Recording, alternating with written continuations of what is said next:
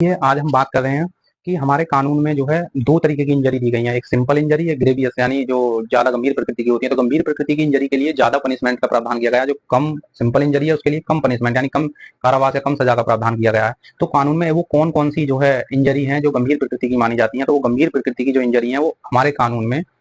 BNS में section 116 में जो है 8 तरीके की बताई गई हैं जो गंभीर प्रकृति की मानी गई हैं। तो BNS में भारतीय न्याय संहिता का कानून जो नया आया है, IPC की जगह, इंडियन पेनल कोड की जगह, अर्थात भारतीय दंड संहिता जो 1860 का कानून था उसकी जगह रिप्लेस करके अभी नया कानून आया है 2023 में, BNS यानी भारतीय न्याय संहिता। उसकी धारा 116 में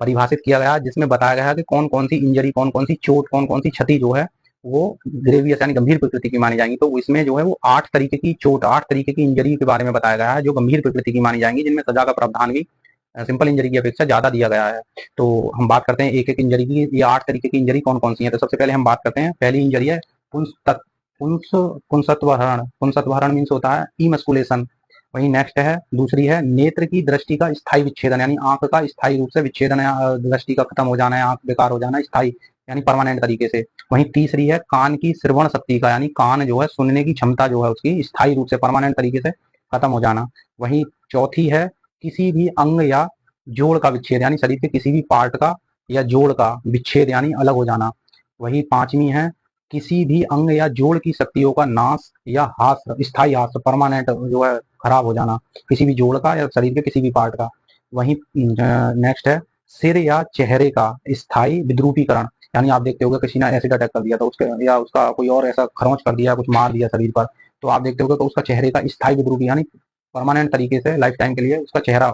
चेंज हो गया, अर्थात बहुत ज्यादा इंजरी होगी जिसकी वजह से उसका जो नेचुरल चेहरा था वो नहीं बचा है, बहुत ज्यादा चोट लगी है उसके। वहीं नेक्स्ट बात करते हैं अस्थि यानी हड्डी या दांत का भंग, यानी हड्डी टूट जाना है, दांत का भंग यानी दांत टूट जाना, विषधान, तो इसका हो जाना। वहीं नेक्स्ट विषधान मीन्स होता है फ्रैक्चर, इंग्लिश में बोलते हैं फ्रैक्चर, विषधान हिंदी में बोलते हैं, इंग्लिश में बोलते हैं फ्रैक्चर, यानी लिखा है इंग्लिश में फ्रैक्चर और डिस्क्लोसन ऑफ बोन और टूथ, यानी दांतों का या हड्डी का या उसका किसका दांत, अस्थि या उसका फ्रैक्चर हो जाना। वही लास्ट है कोई उपति जो जीवन को संकट में डालती है या जिसके कारण उपहत व्यक्ति 15 दिन तक तीव्र शारीरिक पीड़ा में रहता है, अपने सामान्य कामकाज को करने में असमर्थ रहता है। ये पहले IPC में जो 15 दिन की जगह 20 दिन था, लेकिन अब नया जो कानून आया BNS अभी 15 दिन करते आया, यानी कोई भी व्यक्ति 15 दिन तक इतनी पीड़ा में रहता है कि वो अपने सामान्य कामकाज को नहीं कर सकता। तो ये 8 तरीके की जो इंजरी है ये ग्रेवियस हर्ट के तहत आती है और इनका जो पनिशमेंट दिया गया, ये डिफाइन तो की गई है 116 धारा 116 में, वहीं इनका पनिशमेंट की जो बात की गई है वो BNS की धारा 117 117 सब क्लॉज 2 में बात की गई है। तो सजा का प्रावधान कितना किया गया है इसमें, तो इसमें सजा का प्रावधान 7 वर्ष तक हो सकेगी और जुर्माना यानी 7 साल का कारावास और जुर्माने से दंडित किया जाएगा इस तरीके का यदि कोई अपराध कर